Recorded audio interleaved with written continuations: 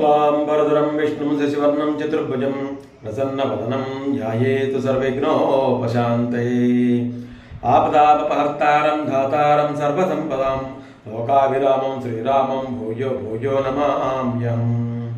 श्रीराम राम रामेति रमे रामे मनोरमे सहस्रनाम तत्तुल्यं रामनाम वरानने पूजन्तं राम रामेति मधुरं मधुराक्षरम् आरुह्य कविता शाखं वंदे वाल्मीकि कोकिलं। రామాయణం అయోధ్యాకాండం 8వ భాగం. ఈ 8వ భాగంలో తెలుసుకునే విషయం ఏంటంటే, రామాయణంలో అతి ముఖ్యమైన విషయము ఏంటంటే, రామాయణంలో అయోధ్యాకాండంలో ఈ 8వ భాగంలో మనం తెలుసుకునే విషయం ఏంటంటే, రాముణ్ణి ఎలాగైనా సరే ఈ పట్టాభిషేకాన్ని పక్క తప్పించాలని చెప్పి వాళ్ళిద్దరు పన్నాగ పన్నేరు. కైకేయి మాటలు పూర్తిగా వింది. అక్కడ చెప్తోంది, మణిముక్తం సువర్ణాని రత్నాని వివిధాని చ తద్యా దశరథో రాజామాస్మతేషు మనఃకృధా. ఏం చెప్తున్నారంటే, నీకు కైకేయికి ఇవి చెప్తోంది. ఎవరు? మంత్ర చెప్తోంది. ఏమని చెప్తోందంటే, నీకు దశరథ మహారాజు నీకు వరాలు ఇచ్చాడు. శబరాసుని రక్షించాడు, 2 వరాలు ఇచ్చాడు కదా. ఆ 2 వరాల నుంచి కూడా నువ్వు ఇప్పుడు కోరుకున్నట్లయితే వెంటనే నీ యొక్క భరతుడు రాజ్యానికి వస్తాడు అని చెప్తానమాట. చేత నువ్వు నేలపై పరుండి దశరథుడిని స్వయంగా లేవదీసి బుజ్జగిస్తాడు, వరాలు కోరుకోమంటాడు, కోరుకో అని చెప్పిందన్నమాట. ఆ 2 వరాలు కోరుకో అని చెప్పగానే కోరుకుంటే 14 సంవత్సరాలు పంపించేయచ్చు అని చెప్పి ఆవిడ చెప్పడం జరిగింది. మరి వెంటనే దీనికి కావాల్సిన మరి నెక్స్ట్ పర్యవసానం, నెక్స్ట్ ఏం చేయాలి ఇవన్నీ చెప్పి మందరం పాలైపోతుంది. ఇంక మందరం ఏం చెప్తోందో అలా వినేస్తోంది. ఇంకా ఎవరు? కైకేయి మహారాణి ఒక దాసి చెప్పినట్టు వింటోంది మందర. చూడండి ఎంత అద్భుతం. చూడండి ఇంకా ఎలా లోనైపోయిందో చూడండి, మనస్సాంచర్యం ఎలా అయిపోయిందో చూడండి. చేత నీ కుమారుడు రాముడు నువ్వు వరాలు కోరుకున్నట్లయితే రాముడు అడవికి వెళ్ళిపోతాడు. రాముడు అడవికి వెళ్ళిపోయినట్లయితే భరతుడు రాముడు అందరూ మర్చిపోతారు. ప్రజలంతా కూడా మర్చిపోయినట్లయితే ఎప్పుడైతే భరతుడు రాజ్యాన్ని పరిపాలిస్తున్నాడో వెంటనే ప్రజలందరూ కూడా రాముడిని మర్చిపోయి భరతుడిని అందరూ కూడా పొగుడుతూ ఉంటారు. భరతుడు కూడా రాజ్యాన్ని పరిపాలించడంలో ఆయనకి పూర్తిగా అనుభవం వస్తుంది అని చెప్పి చెప్పుకుంటూ వస్తుంది మందర. కైకేయికి ఆ మాటల మీద విశ్వాసం వచ్చింది. పసిపిల్లవాడు దారి చెప్పినట్లు కైకేయి మహారాణి ఈ మందర యొక్క మాటలు విని పూర్తిగా దారి తప్పేసింది. ఆవిడ పూర్తిగా నీకు చక్కని ఆభరణాలు ఇస్తాను అని చెప్పి కైకేయి మందరకి చెప్పింది. దాసీలందరిలోనూ దాసీలా కాదు, ఒక గొప్ప మా స్థాయిలో నువ్వు కూడా ప్రకాశిస్తూ ఉంటావు, నీకు గొప్ప గౌరవం వస్తుంది నేను మహారాణి అయితే అని కైకేయి ఎక్కడికో వెళ్ళిపోయింది. ఏదో ఊహించుకుంటోంది. ఈ మందరను కూడా ఏదో ఊహించుకుంటోంది. మరి ఓ కైకా లే, నేను చెప్పినట్లు చేయి, నువ్వు గోపగ్రహంలో రాజరాక కోసం నిరీక్షిస్తూ ఉండు అని చెప్పి మందర చెప్పడం జరిగింది. వెంటనే ఆవిడ నేల మీద పరుంది. ఎవరు? ఈవిడ మొత్తం సర్వాభరణాలు విడిచిపెట్టేసింది. నేల మీద పరుంది. నేల మీద పడి శ్రీరాముడు వనానికి వెళ్ళాలి, వెంటనే భరతుడు పట్టాభిషేకం చెయ్యాలి, అట్లా కాకపోతే నేను మరణం తథ్యం అని రాజుగారికి చెప్పు అని మందరికి పురమాయించింది కైకేయి మహారాణి. వెంటనే బంగారం రత్నాభరణాలతో కానీ అన్నపానాలు కానీ అన్నీ విడిచిపెట్టేసింది. రాముడు అయితేనే నేను నా బంధులో ప్రాణాలు ఉంటాయి అని కైకేయి ప్రకటించేసింది మందర ముందు. మరి ఈ రకంగా చెప్పినట్టు మాటలన్నీ కూడా చూసింది. ఇక శ్రీరాముడి ఇక్కడి నుంచి అరణ్యాలకు వెళ్ళిపోవాలి, నేను ఆ ఆస్థానాలపై పొరుండను, నేను హారాలు ధరించను, చందనాలు అందుకోను, కారుకు పెట్టుకోను, అన్నపానాలు తాకను, దేవిని నీ కోరను, అంతేకాదు ఈ జీవితాన్ని చాలిస్తాను అని చెప్పి కైకేయి చెప్పేసింది. చెప్పేటది మందర వల్ల అంత ప్రేరణ కలిగి ఉంది కైకేయి మహారాణి. మరి ఇక్కడ శ్రీరాముడు యొక్క పట్టాభిషేక మహోత్సవంలో మహా అద్భుతంగా ఆయన దశ మహారాజు అన్ని ఏర్పాట్లు చేసేసుకుని ఆయన ఉన్నాడు అక్కడ. అన్ని ఏర్పాట్లు చేసుకుని అక్కడ వెంటనే శ్రీరామ పట్టాభిషేకం అన్నీ పూర్తి అయిపోయాయి. ఇంకా పుష్యమి నక్షత్రంలో శ్రీరాముడిని పట్టాభిషేకం చెయ్యాలి.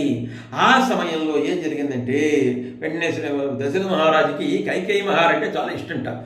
ముగ్గురు మహారాణిలో కూడా కైకేయి మహారాణి చాలా పరుచుదనంగా ఉంటుంట. అంచేత ఈవిడ చూడగానే ఆయనకి కోరికలు వస్తాయట. అంత అందగచ్చట ఈ కైకేయి మహారాణి. అంచేత ఆ కైకేయి మహారాణికి చెప్దాం అనుకున్నాడు. చూడండి ఇక్కడ విషయం. అటువంటి కైకేయి మహారాణికి చెప్దాము అని చెప్పి ఈయన అనుకుని మహారాజు విషయం చెప్పలేంత వరకును ముగ్గురు మహారాణికి నేనే స్వయంగా వెళ్ళి చెప్పాలి అని చెప్పానమాట. అక్కడ కౌశల్యాదేవికి ఎలాగా తెలుసు తన కుమారుడు జరుగుతున్నాడని చెప్పి మహారాజు యువరాజు పట్టాభిషేకం జరుగుతుందని తెలుసు. మరి ఇంకా ఇద్దరు రాను ఉండిపోయారు కదా. నెక్స్ట్ కైకేయి దగ్గరికి వెళ్దాం, కైకేయి దగ్గర చెప్దాం అనుకుంటా. కైకేయి అంటే చాలా ఇష్టంట, చాలా అందంగా ఉంటుంటే కైకేయి. అంచేత ఈ కైకేయి మహారాణికి చెప్దాం అనుకున్నాడు అనమాట. ఈ ప్రియవార్తను చెప్పాలి అని అంతఃపురంలో ప్రవేశించాడు ఆయన. అంతఃపురంలో ప్రవేశించగానే తన ముద్దుల వారి కనబడలేట. ఈ కైకేయి మహారాణి కనబడలేదు. కైకా ఎక్కడున్నావు అని గట్టిగా పిలిచేట. పిలవగానే ఎవరో పలకట్లేట, సమాధానం రావట్లేట. ఓ కైకా ఎక్కడున్నావు అని పిలగానే ఎవరో సమాధానం రావట్లేట. అక్కడ ద్వారపాలకులు, ప్రతిహారి అంటే ద్వారపాలకులు, ఆ ప్రతిహారిని అడిగేట.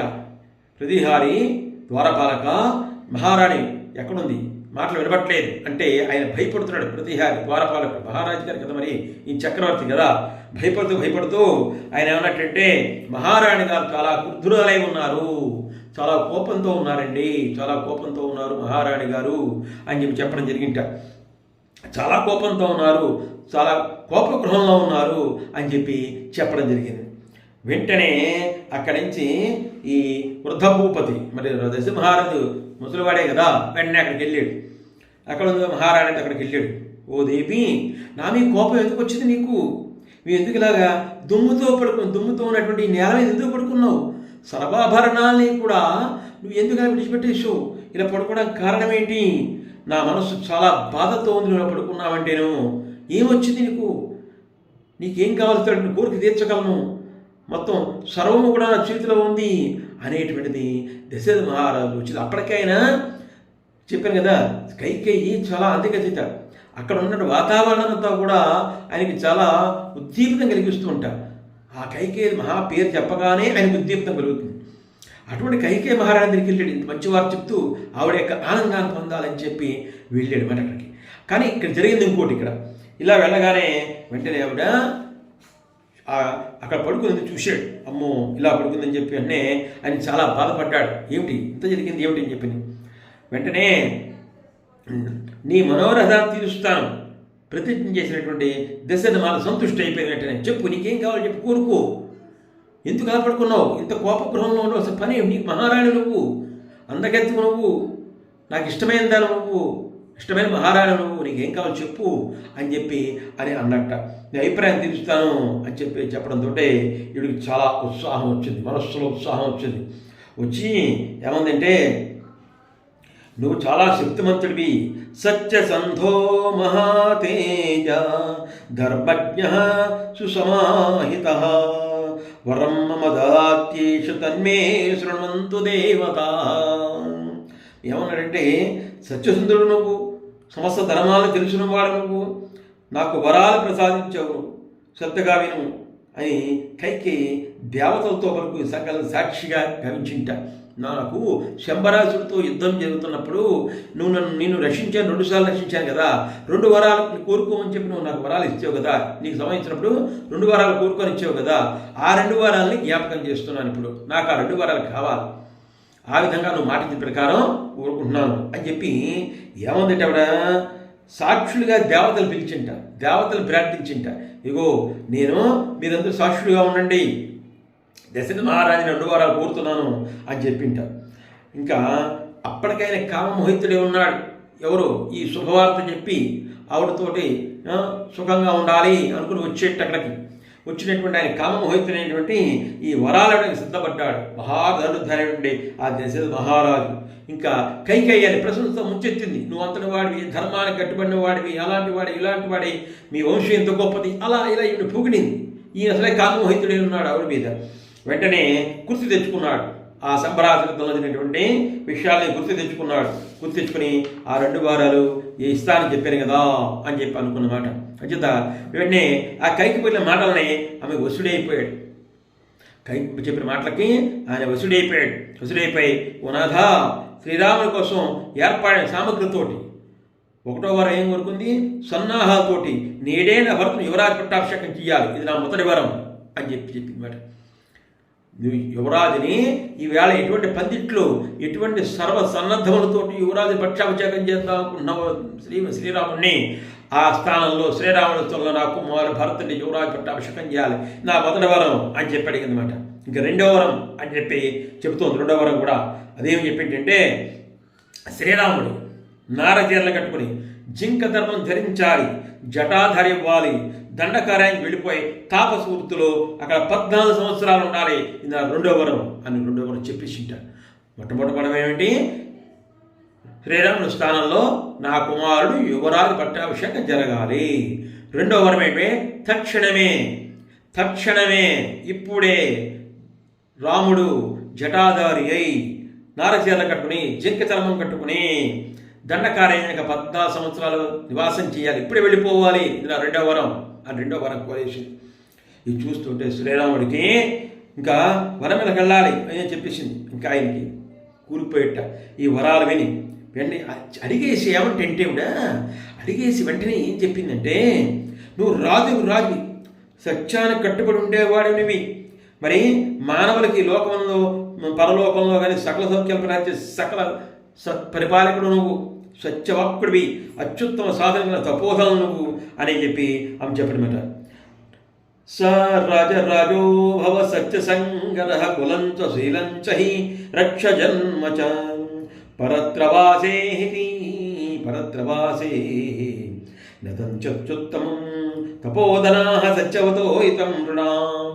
మీ వంశంలో అబద్ధమాటమనే లేదు, వంశంలో అబద్ధమాటే లేదు, నిజమే మాట్లాడతారు, సత్యాన్ని పరిపాలిస్తారు, సత్యవాకు కట్టుబడి ఉంటారు. కాబట్టి నాకు 2 వరాలు కోరుకున్న ప్రకారం 2 వరాలు తీర్చు అని చెప్పి 2 వరాలు కూడా ఆయన భగవంతు దగ్గర నుంచి దశరథ మహారాజుని 2 వరాలు తీర్చు అని చెప్పింది. అంతే. ఇంకా ఆయన వెంటనే ఏం చెయ్యాలో తోచలేదు, నిశ్చేష్టుడైపోయాడు. ఆ దశరథ మహారాజు నిశ్చేష్టుడైపోయాడు. మరి ఆ తర్వాత ఏం జరిగింది అనే తర్వాత ఈరోజు తెలుసుకుందాం. నా వీరభద్రరావు మామల్లి ప్రిజెంట్స్. నా వీడియోని పూర్తిగా లైక్ చేయండి, షేర్ చేయండి, సబ్స్క్రైబ్ చేయండి. ఓం సాయిరామ్, ఓం నమః శివాయ. ధన్యవాదాలు.